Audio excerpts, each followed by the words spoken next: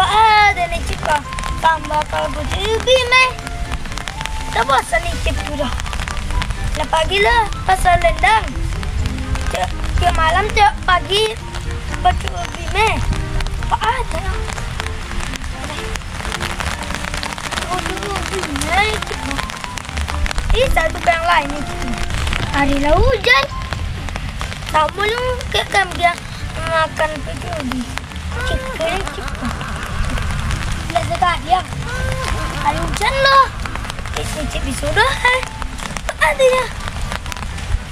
Pilih cik bapak pintar ya. Asal lah capek yang kuih cubi tau. Yo. Bohong deh ni. Barang. Tapi ini minta itu bukan capek ini.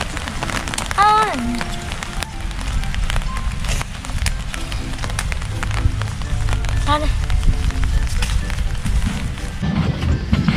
Ini cip Sejak tadi dah langit-langit bimbang oleh kuah nang kuih kau cubi kuah. Nang tua-tua dan suruh tadi ambil nang muda-muda ya cel cik dan ambilnya nang tua kuah. Alah ni cik yang penting makan. Dah yang penting makan dah pada koko dia pasal lendang lah pagi-pagi makan pecubi nang kare ko. Jadi suruh ambil pucuknya sel cik dan. Dak do nang kali sambal pecubi ko kadang gulai ko lah ya. Oi ko nang ambil ko kamar ke cari kuah. Nang tua-tua lo ngambil samulo yo ko apa pagi usah dalam selendang lo. Apaan tu? Dah yang muda sen yang ujung nak dong ambil dah. Lain ada surah lain lo apa kuah. Nak do dia ngwa betul ko lah dia kehidupan kuah. Cobi je lah ya. Latihan hari cobi. Lai taluk dia kan cobi tari. Taluk? Taluk ngicek dia. Petang minta ayam kaden. Kini taluk memang ngicek cobi. Yang ambil yang pucuk air sel cek den. Iko ko ba alo cara dia kemang gulai dia kuah. Jadi pucobi pak dia kuah. Pucobi tua nang ambian.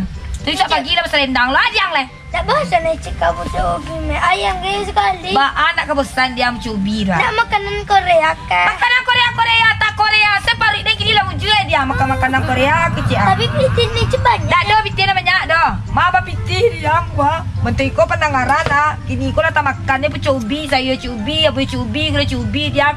Allah syukur alhamdulillah. Minta makanan Korea lo angkat den. Nak turun tuang nak boleh tu dah.